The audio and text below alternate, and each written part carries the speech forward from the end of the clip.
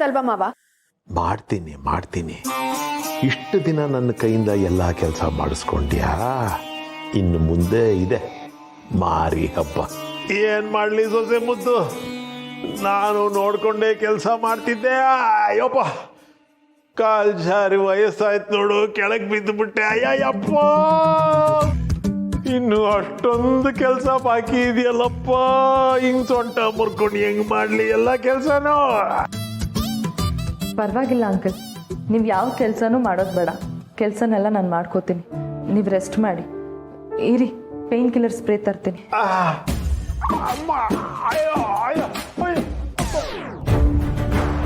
ಕೆಲಸ ಮಾಡೋದ್ರಿಂದ ತಪ್ಪಿಸ್ಕೊಳ್ಳೋಕ್ಕೆ ಈ ಥರ ನಾಟಕ ಏನಾದರೂ ಮಾಡ್ತಿದಾರ? ಮಾವ ಈ ರೀತಿ ಆಡ್ತಿರೋದು ಇದೇ ಮೊದಲೇನಲ್ಲ. ನನಗೆ ಯಾಕೋ ಇವ್ರದ್ದು ನಾಟಕ ಅಂತಾನೆ ಅನ್ನಿಸ್ತಿದೆ.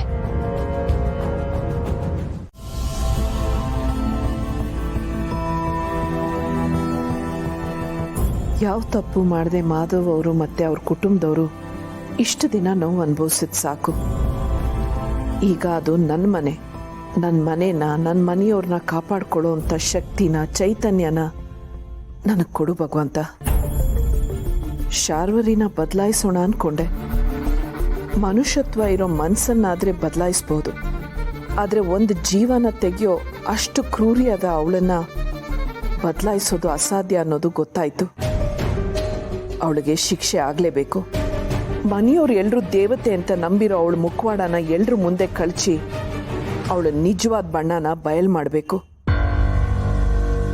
ಇದೆಲ್ಲದಕ್ಕೂ ನನಗೆ ಶಕ್ತಿಯಾಗಿ ನೀನೇ ನನ್ನ ಹಿಂದೆ ಇರಬೇಕು ಭಗವಂತ.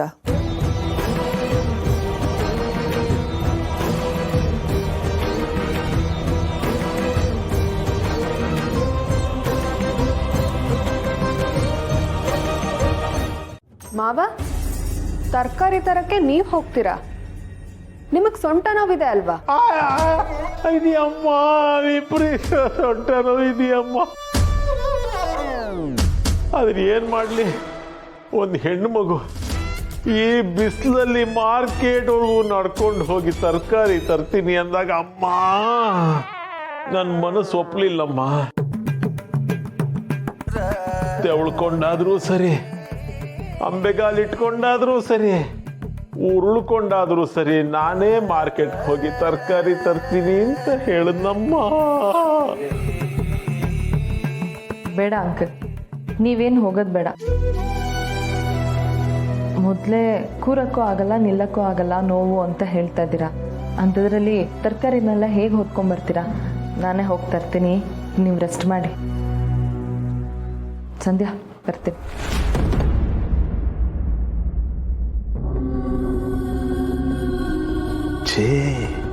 ತರಕಾರಿ ತರ್ತೀನಿ ಅಂತ ಹೇಳಿ ಸ್ವಲ್ಪ ಕಾಸಾದ್ರೂ ಉಳಿಸ್ಕೋಬೋದಾಗಿತ್ತಲ್ಲ. Chance miss ಆಗೋಯ್ತೇ.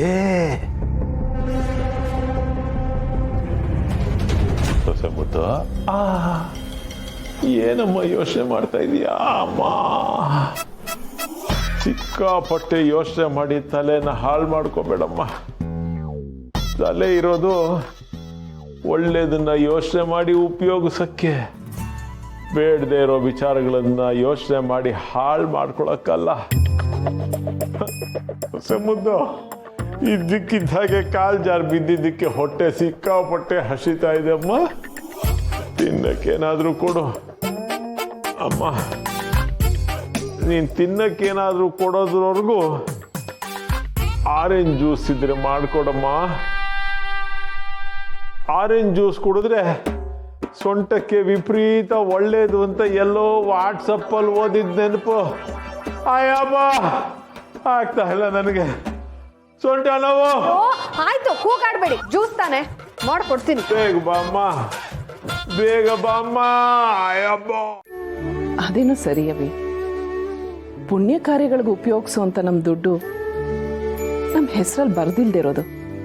ಆದರೆ ವಿನಾಕಾರಣ ಖರ್ಚಾಗುವಂಥ ದುಡ್ಡನ್ನ ಉಪಯೋಗಕ್ಕೆ ಬರುವಂಥವ್ರಿಗೆ ಕೊಡ್ಬೋದಲ್ವಾ? ನಾವು ಕಳ್ಕೊಳ್ಳೋದಾದ್ರೂ ಏನು? ಈಗ ನೀನು ಎಲ್ಲೋ ದೊಡ್ಡ ಹೋಟ್ಲಿಗೆ ಹೋಗಿ 9,500 ರೂಪಾಯಿ ಬಿಲ್ಗೆ 10,000 ರೂಪಾಯಿ ಕೊಟ್ಟು ಬರ್ತೀಯ. ಆಗ ನಿನ್ಗೆ 500 ರೂಪಾಯಿ ಬೆಲೆ ಇಲ್ದೇನೆ ಇರ್ಬೋದು. ಆದರೆ ಅದೇ 500 ರೂಪಾಯಿ ದುಡಿಯೋದಕ್ಕೆ ಇಡೀ ದಿನ ಮಕ್ಕಳಿಂದ ದೂರ ಇದ್ದು ಒಂದು ಹೊತ್ತು ಉಪವಾಸ ಇದ್ದು ಕಷ್ಟಪಟ್ಟು ಬೆವರು ಸುರಿಸಿ ಬೀದಿ ಬೀದಿನಲ್ಲಿ ಕೆಲಸ ಮಾಡ್ತಾ ಇರ್ತಾರೆ. ನೀನು ಕೊಡೋ 500 ರೂಪಾಯಿಂದ ಹೋಟ್ಲಲ್ಲಿ ಯಾರಿಗೂ ಉಪಯೋಗ ಆಗುತ್ತೋ ನನಗೆ ಗೊತ್ತಿಲ್ಲ.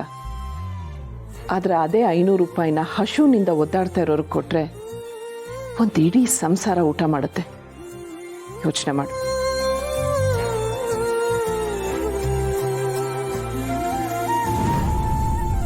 ಸಾರಿ ಅಮ್ಮ, ನಿಮ್ಮ ಮಾತು 100ಕ್ಕೂ 100 ನಿಜ. ಸುಮ್ಮನೆ ಪೋಲಾಗೋ ದುಡ್ಡು ಮತ್ತೊಬ್ಬರು ಉಪಯೋಗಕ್ಕೆ ಬರುತ್ತೆ ಅನ್ನೋದಾದರೆ ಇನ್ನು ಮುಂದೆ ನಾನು ದುಡ್ಡನ್ನ ವೇಸ್ಟ್ ಮಾಡಲ್ಲ. ತುಂಬ ಒಳ್ಳೆ ವಿಷಯ. ಆದರೆ ನಾನು ಹೇಳ್ತಾ ಇರೋದು ಬರೀ ಮನೆ ಲೆಕ್ಕಾಚಾರದ ವಿಷಯ ಅಲ್ಲ. ಈಗ ನನ್ನ ಹೆಸರಲ್ಲಿ ಕಂಪ್ನಿ ಮಾಡ್ತಾ ಇದ್ದೀರಾ, ಅದಕ್ಕೆ ಕೋಟ್ಯಾಂತರ ರೂಪಾಯಿ ಖರ್ಚಾಗ್ಬೋದು. ಅದಕ್ಕೆ ಖರ್ಚಾಗೋ ಒಂದೊಂದು ರೂಪಾಯು ನೀವುಗಳ ಲೆಕ್ಕ ಇಡಬೇಕು.